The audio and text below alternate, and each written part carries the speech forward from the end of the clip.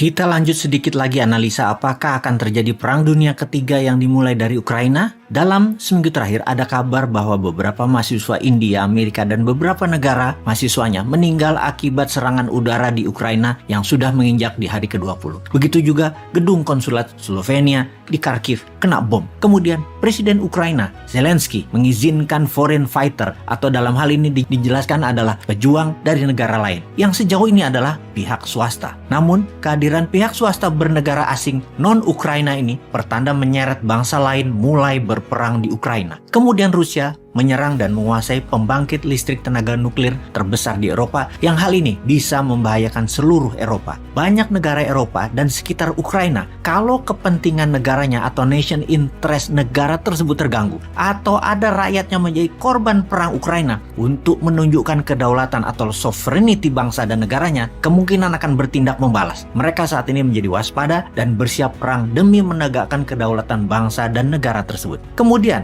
NATO mulai mendeploy tentaranya di Eropa Timur, khususnya di Polandia. Dunia menjadi waspada. Eropa Barat misalnya, ketika Presiden Prancis Macron berbicara 90 menit dengan Putin minggu lalu, dalam dialog tersebut, Macron mengatakan Prancis tidak berperang dengan Rusia. Bagi pengamat, setidaknya kata-kata tersebut adalah belum. Di sisi Rusia, dengan jelas Putin mengatakan Rusia menginginkan seluruh Ukraina. Di mana setelah dialog 90 menit ini dilakukan, Macron menjelaskan kepada media, the worst is yet to come, atau peristiwa terburuk sebentar lagi akan terjadi. Yang jadi pertanyaan, seperti apa yang dimaksud dengan situasi buruk yang akan terjadi? Akankah meluas ke seluruh Eropa? Akankah konflik militer ini melebar ke seluruh dunia? Oke sahabat, saat ini sesungguhnya dunia sedang menghadapi multiple war di banyak wilayah. Banyak konflik dan banyak ketegangan di banyak tempat. Misalnya di sisi Asia Indo-Pasifik, Tiongkok berkonflik dengan Taiwan. Tiongkok juga berkonflik dengan banyak negara ASEAN, yaitu Vietnam, Malaysia, Brunei, dan Filipina. Dalam masalah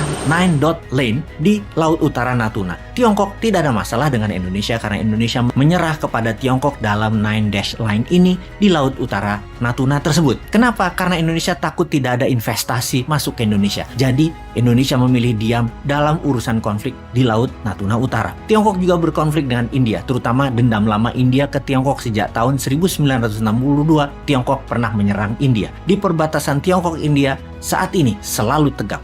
Juga konflik antara Iran dan Israel. Kita tahu, dalam posisi aliansi, Iran itu aliansinya ke Rusia. Israel itu aliansinya ke Amerika dan Inggris. Juga Iran berkonflik dengan Amerika di Teluk Hormuz. Amerika dengan Kuba juga perang panjang. Perang Israel-Palestina, perang Yaman, semuanya tegang dan berperang. Di sisi semenanjung Korea, Korea Utara terus berkonflik dengan sekutu Amerika yaitu Korea Selatan dan Jepang. Jepang dengan Rusia rebutan kepulauan Kiril di utara Jepang, di mana Jepang baru saja klaim Kiril balik ambil dari Rusia yang membuat ketegangan baru di utara Jepang. Ditambah lagi, baru saja peluru kendali India diluncurkan ke Pakistan. Walaupun dinyatakan salah sasaran dan India minta maaf, namun hati orang siapa tahu Pakistan bisa membalas dan menjadikan konflik militer terbaru. Saat ini, banyak negara yang ingin menjadi pemain global anti New World Order, ingin menunjukkan kekuatan geopolitiknya. Jadi, sulit kita mengabaikan bahwa efek perang di Ukraina tidak membawa negara lain masuk ke dalamnya. Kemungkinan masuk besar. Satu hal lagi yang mengerikan, kalau benar-benar terjadi Perang Dunia Ketiga, yaitu pasti menyertakan bom nuklir. Kalau Perang Dunia Ketiga benar terjadi, pasti bom nuklir digunakan dan diledakkan.